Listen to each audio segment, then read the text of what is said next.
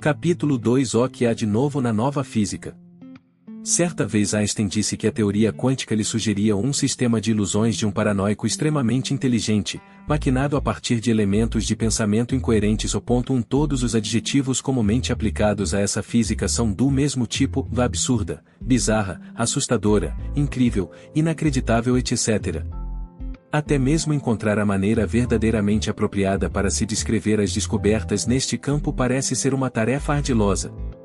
A nova física é tão nova que os próprios físicos quânticos ainda não se entenderam inteiramente a respeito das mudanças conceituais que ela determina, refugiando-se na linguagem menos exigente das matemáticas. Mas é justamente aí, no cunhar de uma nova estrutura conceitual para a nova física, que está o verdadeiro desafio cultural da ciência moderna. É difícil perder os velhos hábitos intelectuais. As categorias newtonianas de tempo, espaço, matéria e causalidade impregnaram tão profundamente toda a nossa percepção da realidade que emprestam sua cor a todos os aspectos de nossa forma de pensar sobre a vida, e não é fácil imaginar um mundo que arremede sua realidade. Cada vez que dirigimos um automóvel de um ponto a outro estamos, em alguma medida, conscientes do espaço entre os dois pontos e do tempo que levamos para percorrer o trajeto. O simples ato de abrir e fechar uma porta nos torna subliminarmente conscientes tanto da existência material da porta como de nossa mão, e ainda da relação de causa e efeito entre uma e outra. Como, então, lidar com a alegação de que não há espaço entre dois objetos distintos, e mais ainda, que não há objetos da forma como normalmente os concebemos e que toda a noção de o distintos ou não tem nenhuma base na realidade? Como falar sobre acontecimentos ou relacionamentos se temos de renunciar a toda esta conversa de tempo e nunca dizer que uma coisa causou outra? Da primeira vez que se apresentam tais problemas, eles provocam uma espécie de torpor intelectual a que se segue uma tentativa de lidar com eles de alguma forma conhecida. Mesmo os físicos quânticos, quando procuram entender o que suas equações estão indicando, inadvertidamente tentam colocar conceitos quânticos novos dentro de categorias newtonianas antigas, o que por sua vez faz que vejam o próprio trabalho com a mesma estranheza dos leigos. Até agora, nenhum deles conseguiu dizer realmente o que é que tudo isto significa. Ao longo deste livro tentarei expressar os conceitos da teoria quântica numa linguagem corriqueira e em termos do dia a dia sem, no entanto, assim espero, cair na armadilha comum de tentar colocar pinos redondos em buracos quadrados. A radical novidade de tudo ficará instantaneamente evidente quando examinarmos as noções básicas de ser, movimento e relacionamento no contexto da nova física, e espero que nossa capacidade de assimilação dessas noções como parte integrante de nossa experiência pessoal cresça nos capítulos posteriores. Ser a mais revolucionária e, para nossos fins, a mais importante afirmação que a física quântica faz acerca da natureza da matéria, e talvez do próprio ser, provém de sua descrição da dualidade ondas-partícula, a afirmativa de que todo ser, no nível subatômico, pode ser igualmente bem descrito como partículas sólidas, como um certo número de minúsculas bolas de bilhar, ou como ondas, como as ondulações na superfície do oceano. Mais que isto, a física quântica prossegue dizendo que nenhuma das duas descrições tem real precisão quando isolada e que tanto o aspecto onda como o aspecto partícula do ser devem ser levados em conta quando se procura compreender a natureza das coisas. É a própria dualidade o aspecto mais básico. A substância ou quântica é, essencialmente, ambos, o aspecto onda e o aspecto partícula simultaneamente. Esta natureza tipo Jano do ser quântico está condensada numa das colocações mais fundamentais da teoria quântica, o princípio da complementaridade, que declara que cada modo de descrever o ser, como onda ou como partícula, complementa o outro e que o quadro completo surge somente do pacote. Como os hemisférios direito e esquerdo do cérebro, cada uma das descrições fornece um tipo de informação que feita a outra. Se, num dado momento, o ser elementar se mostra como uma ou como a outra, isso depende das condições gerais. O crucial nisso, como veremos mais adiante, pode ser que qualquer uma das duas ou que nenhuma esteja observando, ou, quando elas estão, o que estão procurando. As partículas elementares, disse Sir William Bragg, parecem ser ondas nas segundas, quartas e sextas-feiras e partículas nas terças, quintas e sábados. Tal dualidade e o conceito um tanto etéreo de matéria que isso representa não poderiam estar mais distantes da noção corriqueiramente sustentada pela física newtoniana ou clássica. Na física de Newton, como em nossa percepção comum de questões maiores, presumia-se que o ser, em seu nível mais básico e indivisível, consistia em partículas pequeninas e distintas entre si, os átomos que colidem, se atraem e se repelem uns aos outros. Eram sólidos e separados, cada qual ocupando um lugar próprio e definido no espaço e no tempo. Em contrapartida, os movimentos de ondas, como ondas de luz, eram considerados vibrações que ocorriam numa espécie de gelatina ou subjacente, o éter, não sendo coisas fundamentais por si mesmas. Assim, tanto ondas como partículas tinham seu papel dentro da física newtoniana, mas as partículas eram consideradas mais básicas, e delas é que a matéria se formava. Para a física quântica, porém, tanto ondas como partículas são igualmente fundamentais. Uma e outra são modos pelos quais a matéria se manifesta, e as duas juntas são o que a matéria é. E, ainda que nenhum duo estado seja completo em si mesmo e ambos sejam necessários para nos dar um quadro completo da realidade, na verdade só conseguimos focalizar um de cada vez. Esta é a essência do princípio da incerteza de Heisenberg, que, como o da complementaridade, é um dos princípios mais fundamentais do ser na teoria quântica. Segundo o princípio da incerteza, as descrições do ser como onda e como partícula se excluem mutuamente. Embora ambas sejam necessárias à compreensão integral do que o ser é, somente uma está disponível num determinado momento do tempo. Consegue-se medir a exata posição de algo, como um elétron, quando ele se manifesta como partícula, ou seu momentum, sua velocidade, quando ele se expressa como onda, mas nunca se consegue uma medida exata de ambos a um só tempo. A charada da medição dos elétrons é um pouco como a dinâmica de uma primeira entrevista psiquiátrica na qual, idealmente, o psiquiatra gostaria de saber tanto os fatos relevantes do histórico do paciente como também estabelecer algum tipo de relação com ele. O problema é que, se o psiquiatra faz perguntas factuais para conseguir o histórico, recebe respostas factuais, e o paciente em si, seu modo de ser naquele momento, fica em segundo plano. Em contrapartida, se o psiquiatra decide abandonar as perguntas para ouvir de forma mais criativa e receptiva, conseguirá sentir o paciente muito bem, porém chegará ao fim da entrevista sabendo muito pouco do histórico.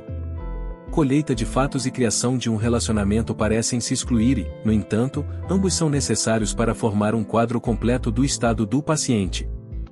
Da mesma forma, a maioria dos elétrons e outras entidades subatômicas não são nem totalmente partículas nem totalmente ondas, mas, antes, uma confusa espécie de mistura das duas conhecida como o pacote de onda, e é aqui que a dualidade ondas-partícula e o mistério quântico se revelam plenamente.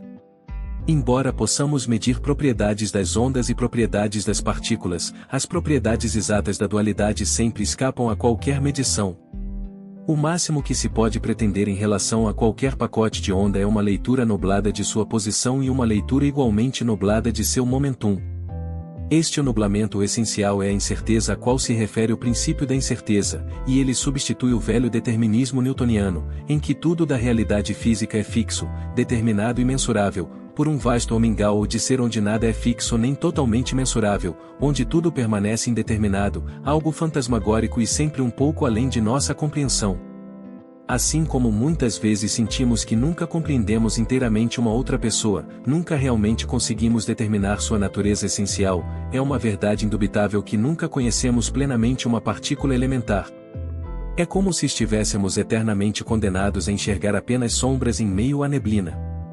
A natureza total dessa indeterminação quântica vai direto ao coração do problema filosófico central levantado pela mecânica quântica, a natureza da própria realidade.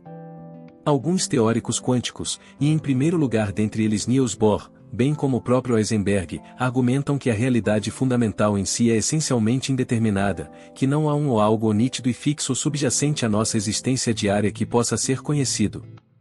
Tudo da realidade é e continua sendo uma questão de probabilidades.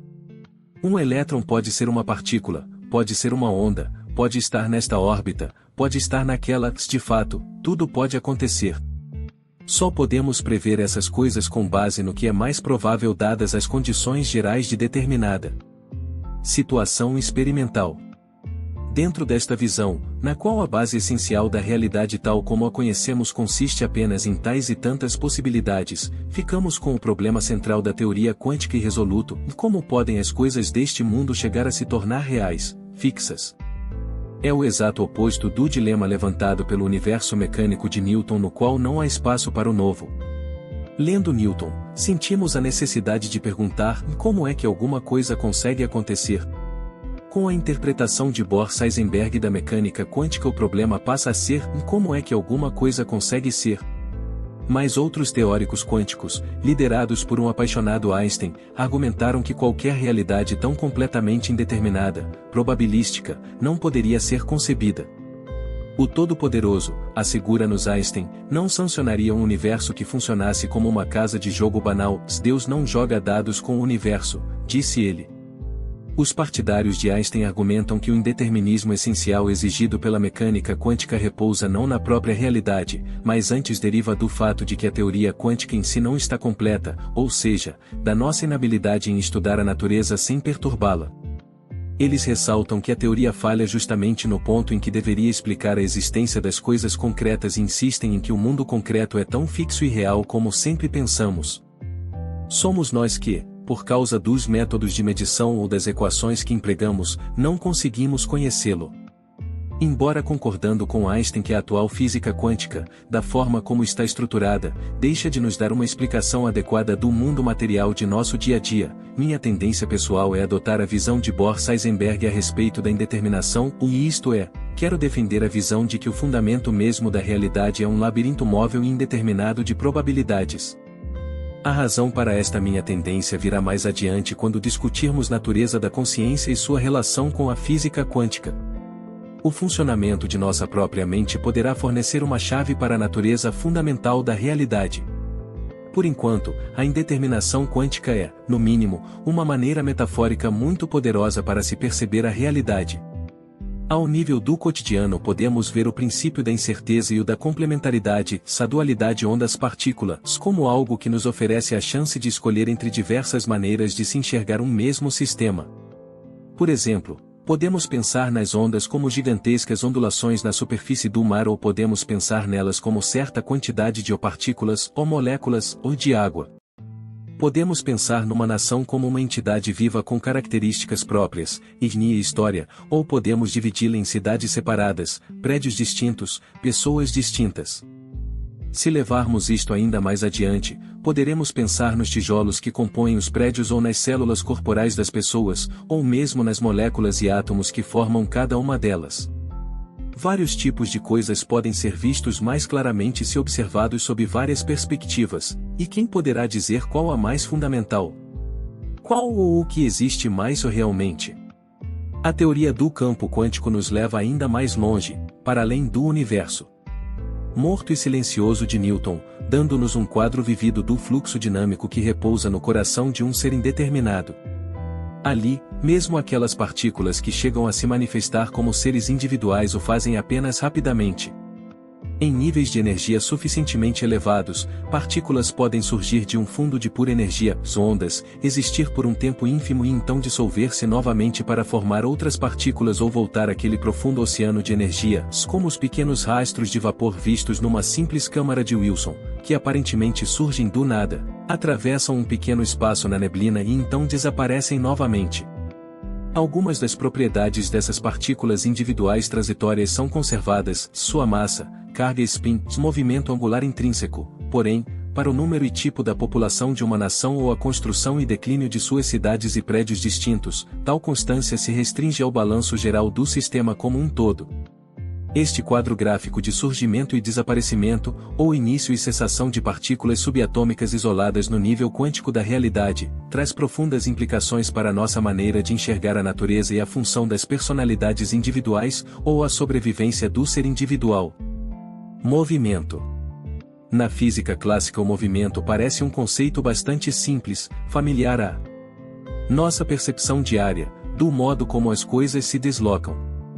Um objeto, digamos, uma bola, viaja sem interrupção do ponto A ao ponto B, leva determinada quantidade de tempo para transitar de um ponto ao outro e só começa a sua viagem porque alguém a jogou.